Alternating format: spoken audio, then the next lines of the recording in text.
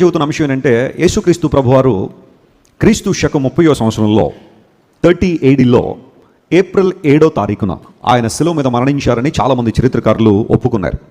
మరి ఎందుకు మనం ఆ డేను క్రిస్మస్ ఆచరించినట్టుగా డిసెంబర్ 25న ఆచరించినట్టుగా ప్రతి సంవత్సరం ఏప్రిల్ 7ను మనం ఎందుకు ఆచరించట్లేదని మీరు అనొచ్చు.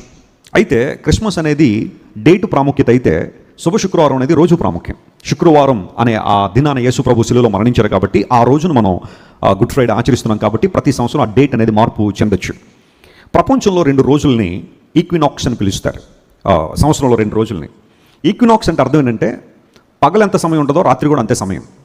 యూజువల్గా మనం పగలు రాత్రిని లెక్కిస్తున్నప్పుడు కొన్నిసార్లు పగలు 13 గంటలు ఉంటే మిగతా సమయం రాత్రి ఉంటుంది. 14 గంటలు పగలు ఉంటే మిగతా సమయం రాత్రి ఉంటుంది. ఈక్వినాక్స్ అంటే అర్థం ఏంటంటే పగలు రాత్రి సేమ్ టైం ఉండడం. అది సంవత్సరంలో 2 సార్లు వస్తుంది. ఒకటి మార్చి ఏప్రిల్ మాసంలో, రెండవది సెప్టెంబర్ అక్టోబర్లో వస్తుంది. ఈ మార్చి ఏప్రిల్ మాసంలో వచ్చే ఈక్వినాక్స్ని స్ప్రింగ్ ఈక్వినాక్స్ అంటారు. ఆ తర్వాత సెప్టెంబర్ అక్టోబర్లో వచ్చే ఈక్వినాక్స్ని వర్నల్ ఈక్వినాక్స్ అంటారు. 2 సార్లు అంటే ఎగ్జాక్ట్గా 12 గంటల పగలు 12 గంటల రాత్రి ఉంటుందన్నమాట. ఈ స్ప్రింగ్ ఈక్వినాక్స్లో ఎప్పుడైతే పగలు 12 రాత్రి 12 గంటలు ఎగ్జాక్ట్గా వస్తుందో దాని తర్వాత వచ్చే ఫుల్ మూన్ అంటే పౌర్ణమి తర్వాత వచ్చే ఆదివారాన్ని ఈస్టర్గా లెక్కిస్తారు, ఈస్టర్గా పరిగణిస్తారు. దానికి ముందు వచ్చే 2 రోజులు శుభ శుక్రవారాన్ని గుడ్ ఫ్రైడేగా మనందరూ కూడా ఆచరిస్తుంటాం.